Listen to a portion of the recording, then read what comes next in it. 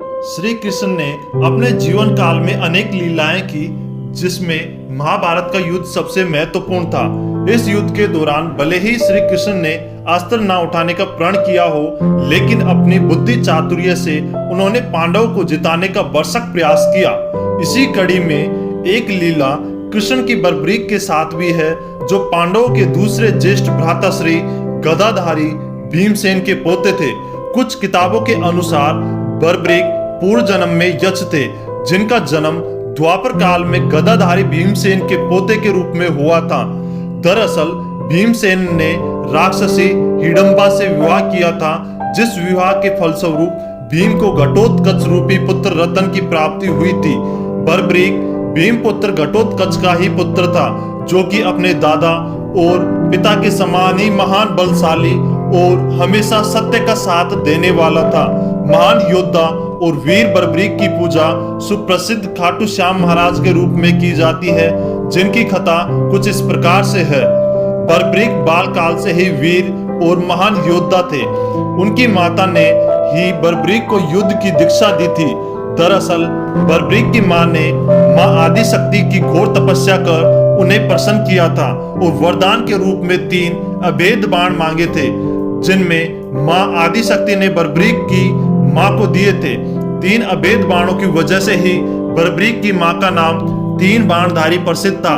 वहीं इन बाणों के साथ ही वाल्मीकि ने अपने धनुष प्रदान किया था, जो बर्बरीक की मां को तीनों लोकों में विजय प्राप्त करने में मदद कर सकता था।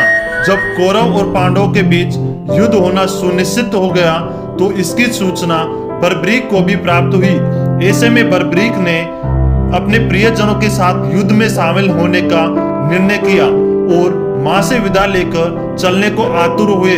तब माता ने उनसे आशीर्वाद स्वरूप उनसे हारे हुए पक्ष की तरफ से युद्ध लड़ने का वचन लिया, क्योंकि बर्बरीक महान योद्धा और वीर थे।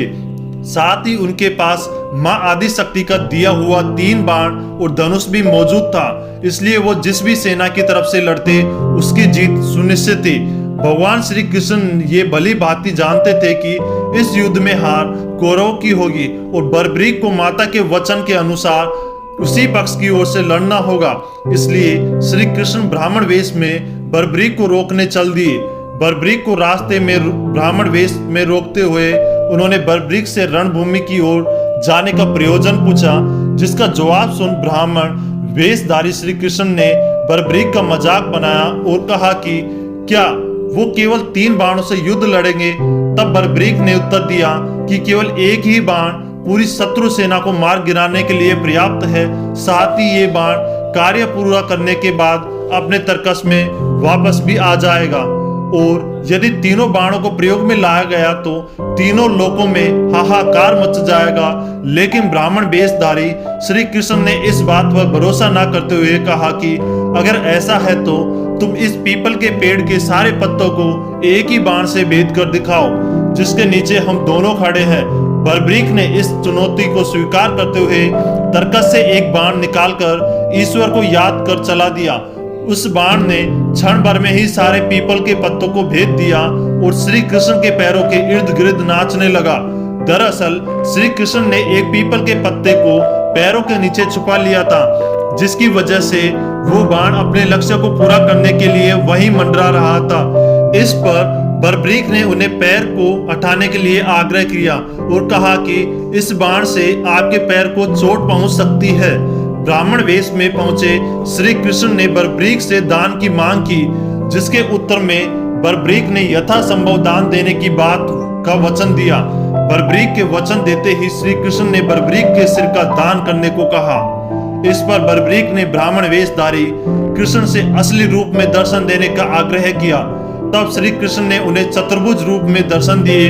कृष्ण ने समझाया कि युद्ध शुरू होने से पहले किसी वीर क्षत्रिय के शीश की आवश्यकता होती है। तब बर्बरीक ने सिर का दान किया, लेकिन इसके साथ ही कटे सिर से पूरा युद्ध देखने की अभिलाषा व्यक्त की। तब श्री कृष्ण ने बर्बरीक के सिर को रणभूमि के समीप ऊंचे पहाड़ की चोटी पर सिर को सुशोभित किया। वहीं से बर्बरीक के कटे सिर ने पूरे युद्ध को देखा। युद्ध के अंत में पांडवों में आपस में विवाद होने लगा कि पूरे युद्ध की विजय का श्रेय किसे जाता है। तब श्री कृष्ण ने कहा कि बर्बरीक इस बात का निर्णय कर सकते हैं, क्योंकि उसने शुरू से युद्ध को देखा है।